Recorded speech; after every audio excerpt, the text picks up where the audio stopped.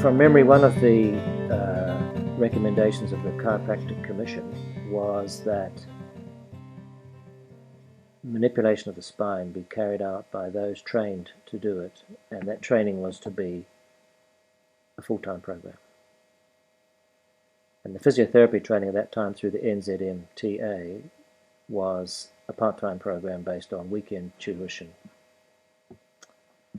And they based that decision on a number of factors, but largely they had visited, I believe, a number of practices, physiotherapy practices and chiropractic practices, and the commissioners were of the opinion that the physiotherapy technique was inferior in delivery to that of a chiropractic, which is not surprising in that if one has practiced something for many years, you're much better at it than someone who just does it on a part-time basis. Things haven't really changed in that regard.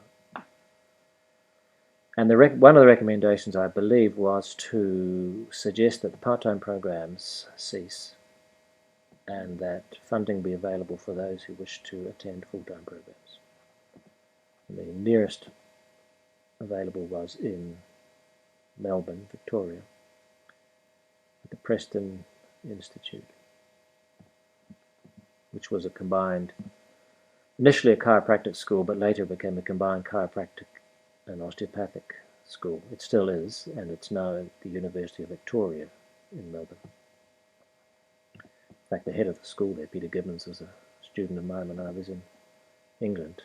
He qualified as an osteopath and then studied medicine, and then came back to osteopathy, and he's now who runs that school. All right, well, the year I worked with Robin McKenzie in Wellington was before the advent of ACC, so patients were referred and paid a fee.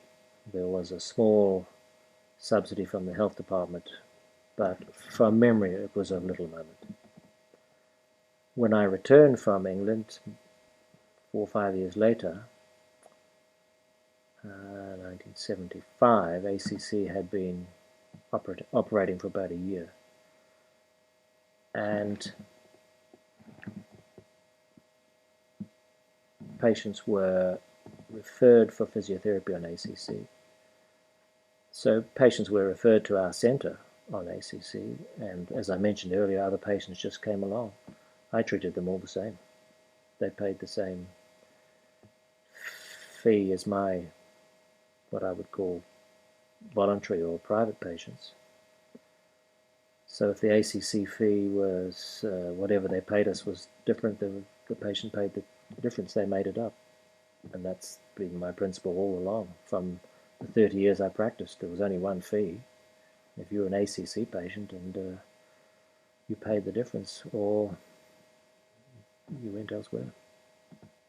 Through my wife, who was practicing at the time, we had contact with the Private Practitioners Association, and they were, I think, having trouble with the ACC over the level of funding, the number of treatments, and so on and so forth.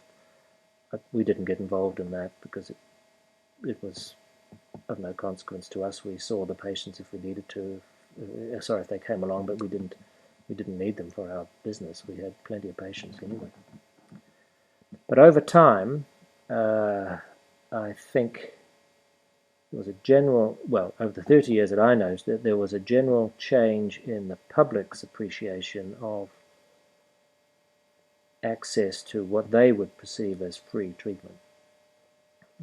Even in the latter years of my life, latter years of my practicing life, one of the disappointments was to see people request, private patients request that they had an ACC cover, because they'd heard a friend of theirs was getting their treatment for nothing, and they were paying $40, $50 or whatever it was per treatment. And I couldn't go along with that, and I fell out with a number of patients, and it was probably one of the motivating factors for me to stop practice. That I didn't feel that was what I wanted to do. So I feel myself that ACC has had its beneficial effect for those who cannot afford treatment, but it's had a negative effect on the deliverers of treatment, i.e. physiotherapists. And I'm saddened to see that the osteopaths are now going down the same road, and I believe the chiropractors are too.